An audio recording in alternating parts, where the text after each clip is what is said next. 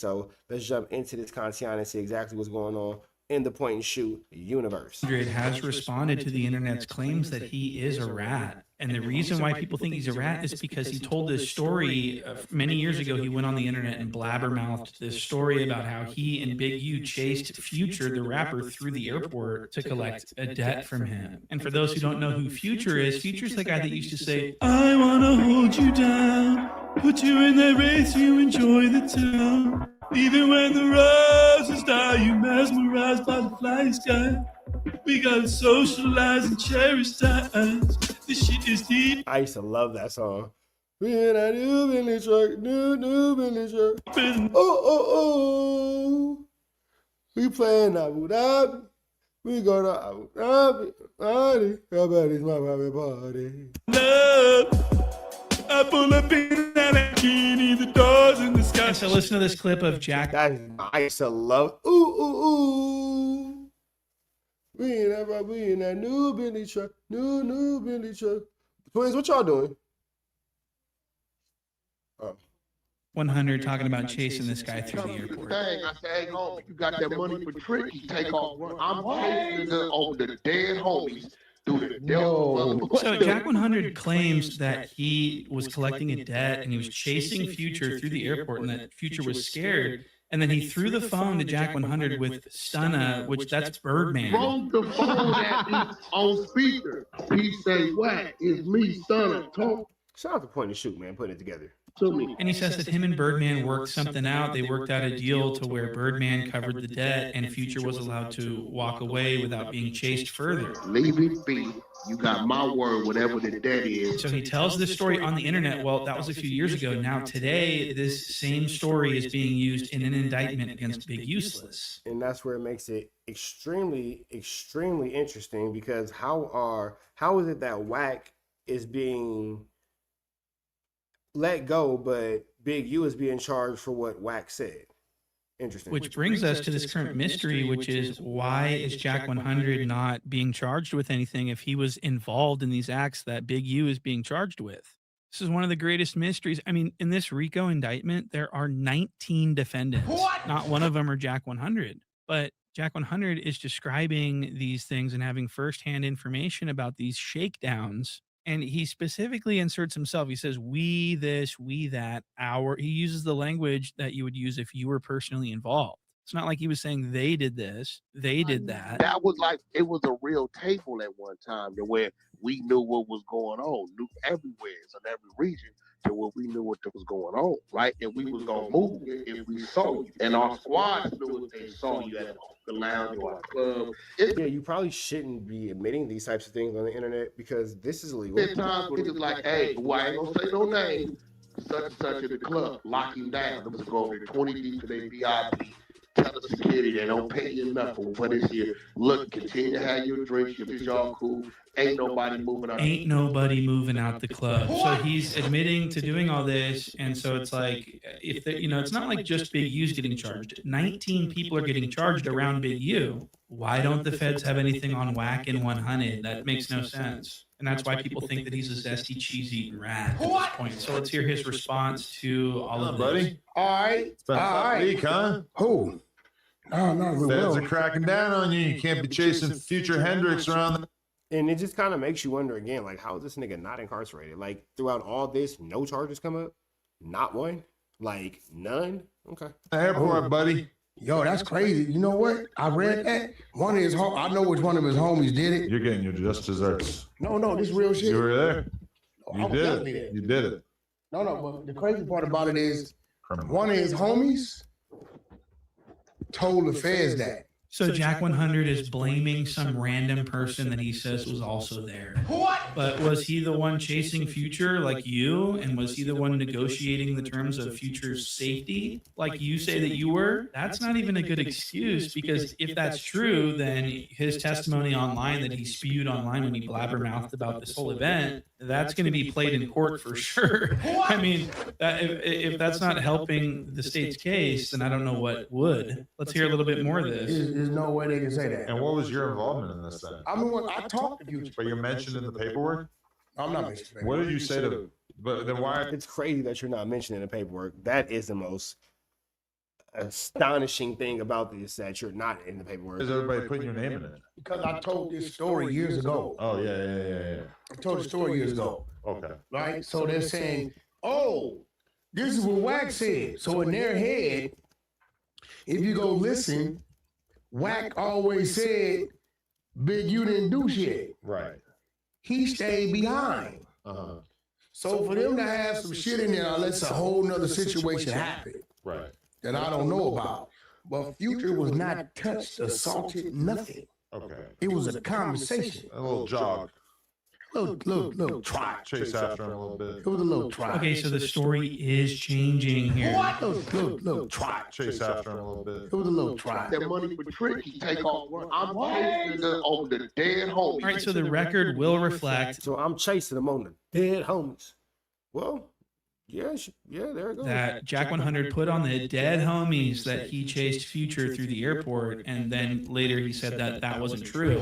He didn't chase him, that Future, for some reason, lightly trotted away, even though there was no intimidation factor. That doesn't make any sense, okay? And he also says that nobody touched him, no one even. I said, nephew, don't do it. We gonna do what we supposed to do. And no one ever got, and he said no one touched him. Well, you don't have to touch someone to assault them. Simply chasing someone to the extent that it creates a reasonable fear for their personal safety, that is assault. So Jack 100 described himself assaulting someone and didn't get in trouble for it. But everyone else did. Let's continue with this clip. These is all his If you chase code. someone and they have to run for their safety, that is assault. Everybody that's out on bail, right? Because he was never touched. And it's not a charge, it's an overt act. They ain't charging for no assault on Future. A lot of these motherfuckers is dumb. It's an overt act, but But they're adding it to the overt case act. against Big U, right? no, it's really like goes towards character. Okay. It's not a charge. Like he doesn't have a assault charge on Future. Oh. This is why when everybody's saying Future, So Jack 100 is extremely stupid. He's calling everyone else stupid, but in reality, he's the one that's stupid because he doesn't know what the fuck he's talking about. An overt act is evidence.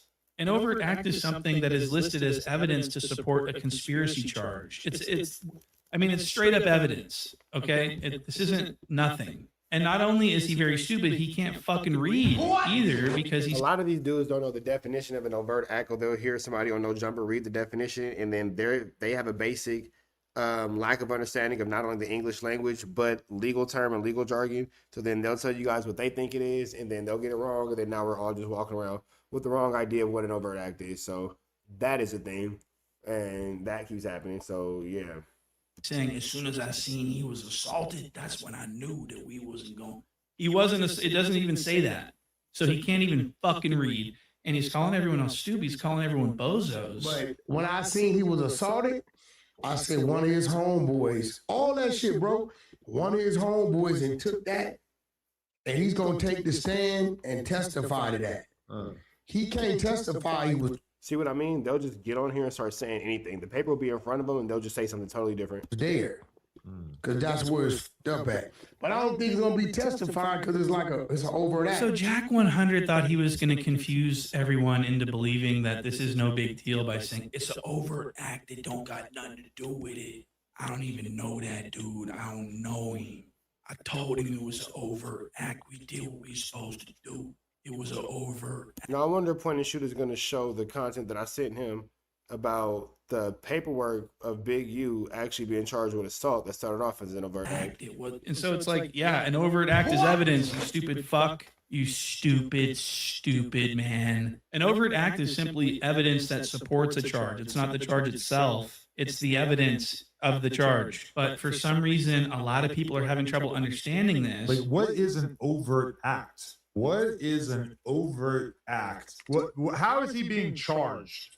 An overt act is when the government, in this situation with Big U, an overt act is when the government knows that you've done something, but they've yet to charge you. They let you know that they know you did it. That's what an overt act is in layman's terms. Okay. So as you can see, WACK100 has successfully muddied the waters around what's going on. People are confused. And I literally just said a very simple version of what point and shoot said. We're both saying the same thing. It's like a synonym. They're discussing legal terminology that's difficult to understand. People have zero understanding of what an overt act is. So I thought that I'd reach out to my friend, Mr. Keep You Out of Jail, to offer some clarification for you guys today. The sheriff reached out and asked if I could clear a few things up for you guys. And since this sheriff doesn't lock people up, he does God's work exposing lanes on the internet, I told him I'd be happy to help. So he wanted me to explain to you guys what an overt act is in the context of a criminal conspiracy. And it works like this. If a prosecutor wants to convict someone for a criminal conspiracy, they have to prove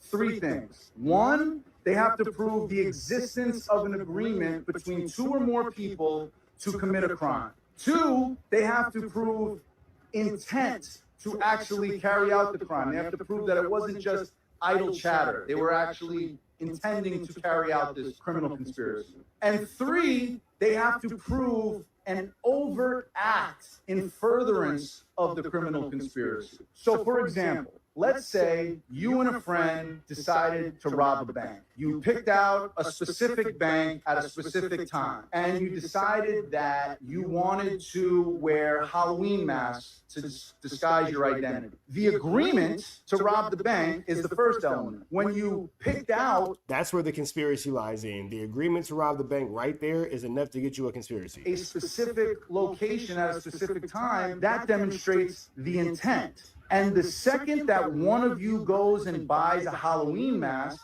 just purchasing that Halloween mask is an overt act in furtherance of that conspiracy. Wow. So I guess an overt act isn't what WACK100 says it is, which is like a no big deal description of your character.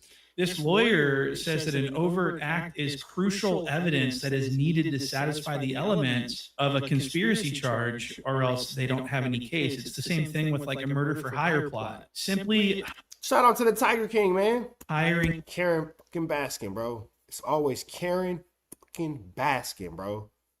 Carol Baskin. That's what it was. It wasn't Karen Baskin. It was Carol Baskin. Killed her husband. Feed him to tigers. Ratchet. Carol Baskin.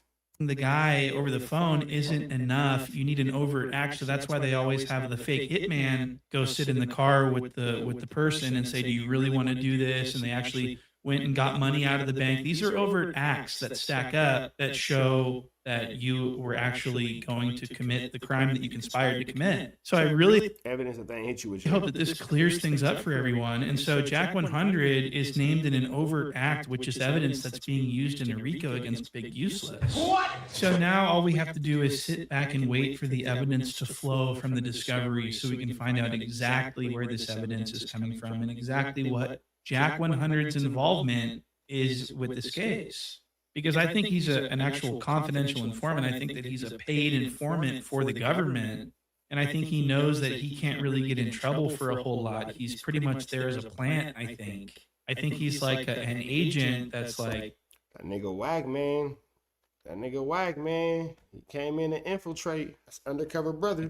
allowed to play in the streets, but he doesn't go to jail for anything. Does that make sense? That's all just my theory, though. Okay, so we'll see you guys on the next one. Thank you guys for watching. Check out the Patreon. There's going to be a big deluxe video dropping very soon, and you're not going to want to miss it. Plus, there's hours of very good video. All right, man. Make sure y'all show some love to Point and Shoot. Give him a like, comment, subscribe, everything he has going on. Make sure you tap in with Point and Shoot. We are actually about to get back into these YouTube streets and see exactly what's going on in this no jumper universe that we are in.